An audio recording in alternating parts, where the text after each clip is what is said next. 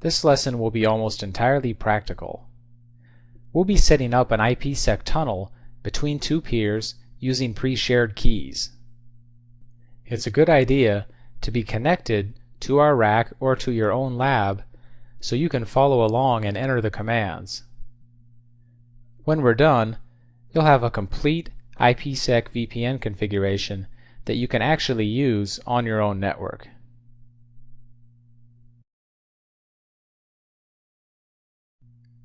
Here are the steps that we'll be using in our VPN configuration. First, we'll prepare for ISA keymap and IPsec. This means that we'll map out the encryption and hashing protocols that we'll be using so there's no confusion when we actually go to do the configuration.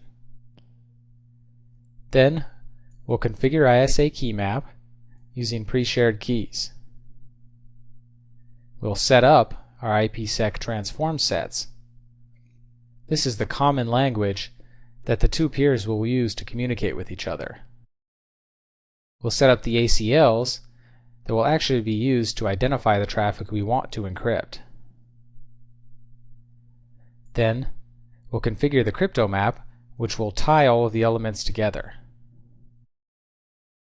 Finally, we'll apply the crypto map to the interfaces and send some traffic across to verify that IPsec is working.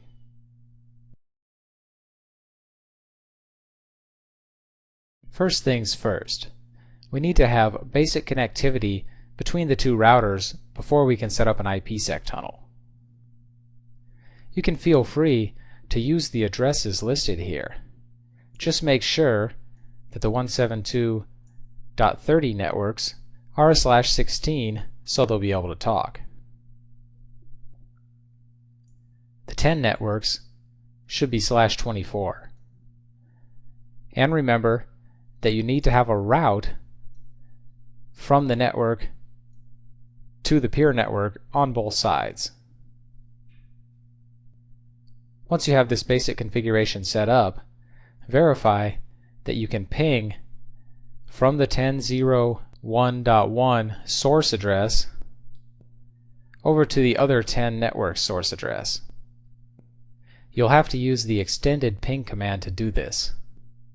So just type in ping with nothing else after it and hit enter. Go through the prompts, and when you get to the source address, make sure that you put in the 10 network. This will verify that routing is actually working. After you verify basic connectivity, make sure that you don't have any existing IPsec configuration. Do so with the show crypto IPsec policy and show crypto ISA keymap policy commands. You should only have the default policy. Also, issue the show crypto map to make sure that you don't have any existing crypto maps in the configuration. Likewise, enter the show crypto IPsec transform set command to make sure that there are no existing transform sets. When you verified all of this, we're ready to go.